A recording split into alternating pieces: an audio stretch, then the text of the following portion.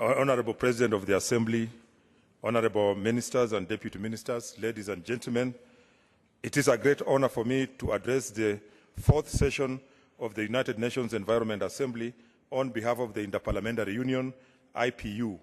It is 178 member parliaments and the more than 6.5 billion of the world's 7 billion people living in countries whose parliaments are our members.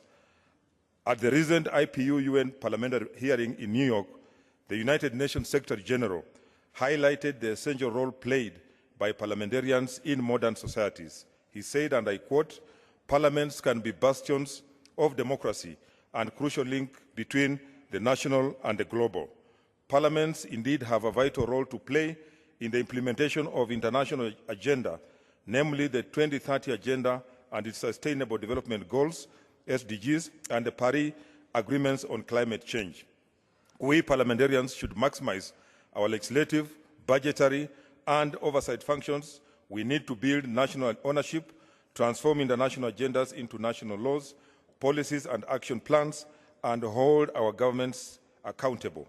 In order to do so, we should enhance cooperation and partnership to share information and best practice experiences on a regional and global scale.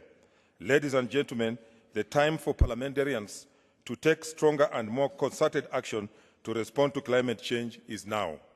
The time for we at the IPU are very pleased to see that our members are actively engaging with the international climate change agenda, particularly in the implementation of the Paris Agreement.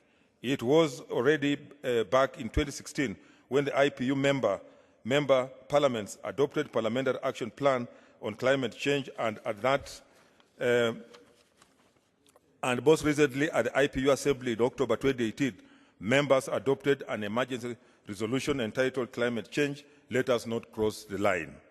Yet, while there have been positive developments, there is still a compelling need to address the key challenges and parliaments face in their response to climate change and environmental degradation.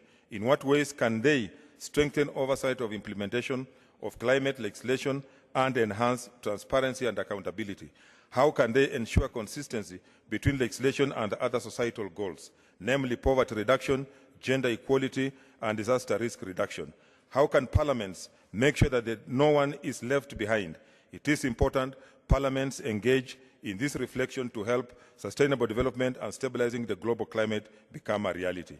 We at the IPU are very pleased to be partnering with the UN Environment to provide support and assistance to parliaments as they come to grips with these important questions. Last year, this partnership was officially recognized in a Memorandum of Understanding. In the agreement, we agreed to work together to promote the institutionalization and mainstreaming of the international development and climate change agendas.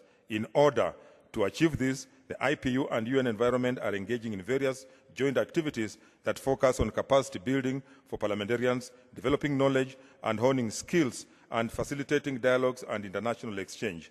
In particular, the IPU and UN Environment are currently working with 4 African countries to provide technical assistance in the area of climate change through a series of pilot workshops aimed at areas of parliament engagement that are most conducive to the national implementation of the Paris Agreement. I look forward to continuing the excellent cooperation between our 2 organizations. I thank you.